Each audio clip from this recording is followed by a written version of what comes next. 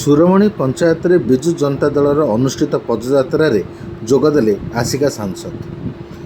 ସୋରଡ଼ାରେ ବିଜୁ ଜନତା ଦଳର ଜନସମ୍ପର୍କ ପଦଯାତ୍ରା ଆଜି ଅନୁଷ୍ଠିତ ହୋଇଯାଇଛି। ଏହି ପଦଯାତ୍ରାରେ ସୋରଡ଼ା ବିଧାୟକଙ୍କ ସହ ଆସିକା ସାଂସଦ ଶ୍ରୀମତୀ ପ୍ରମିଳା ବିଷୋଇ ଯୋଗ ଦେଇଥିଲେ।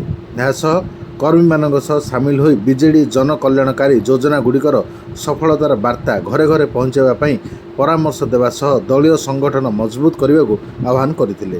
ଏହି କାର୍ଯ୍ୟକ୍ରମରେ ଏନ୍ଏସି ଅଧ୍ୟକ୍ଷ ଶିବଶଙ୍କର ପଣ୍ଡା, ବ୍ଲକ ବିଜେଡି ସଭାପତି ବସନ୍ତ ସ୍ୱାଇଁ, ବ୍ଲକ ଯୁବ ବିଜେଡି ସଭାପତି, ଜିଲ୍ଲା ପରିଷଦ ସଭ୍ୟ ସମରେନ୍ଦ୍ର କୁମାର ସାହୁ ଓ ଛାତ୍ର ସଭାପତି ଶକ୍ତି ରଞ୍ଜନ ସୁଆର, ବ୍ଲକ ଅଧ୍ୟକ୍ଷା ସାଇବାଣୀ ମଲ୍ଲିକ, ବ୍ଲକ ଉପାଧ୍ୟକ୍ଷା ଅମୂଲ୍ୟ ସାହୁ, ଜିଲ୍ଲା ପରିଷଦ ସଭ୍ୟ ପ୍ରଫୁଲ୍ଲ କୁମାର ମାହାଙ୍କୁଡ଼, ଆସ୍କା ଚିନିକଳ director Rabindranath Panda, MPCS director Ashwini Bishoi, Ganjam ଜିଲ୍ଲା ବିଜେଡି ଉପସଭାପତି ପ୍ରମୋଦ କୁମାର ପଟ୍ଟନାୟକ, ବିଜେଡି ଯୁବନେତା ବୁଦ୍ଧିରାମ ବେହେରା, ତାରିଣୀ ମହାରଣା, ଦିଲ୍ଲୀପ ପ୍ରଧାନ, ପ୍ରସନ୍ନ ମୁନି, ସରୋଜ ପ୍ରଧାନ, ସମିତି ସଭ୍ୟ ରାଜୁ ସେଠୀ, ଭାସ୍କର ଗୌଡ଼, କାଳିଆ ଗୌଡ଼, ବିକଳ ବେହେରା ପ୍ରମୁଖ ଯୋଗ ଦେଇଥିଲେ। ଆଜିର ଏହି ଜନସମ୍ପର୍କ କାର୍ଯ୍ୟକ୍ରମଟି ନୂଆଗଡ଼, ସୁରମଣି ଆଦି ଗ୍ରାମ ପଞ୍ଚାୟତର ବିଭିନ୍ନ ଗ୍ରାମ ସହ ଗୋପାଳପୁର ଶାସନ ପଞ୍ଚାୟତରେ କରଡ଼ାବାଡ଼ି, ତତାବାଲି ଭଳି ଗ୍ରାମ ପରିକ୍ରମା କରାଯାଇଥିଲା।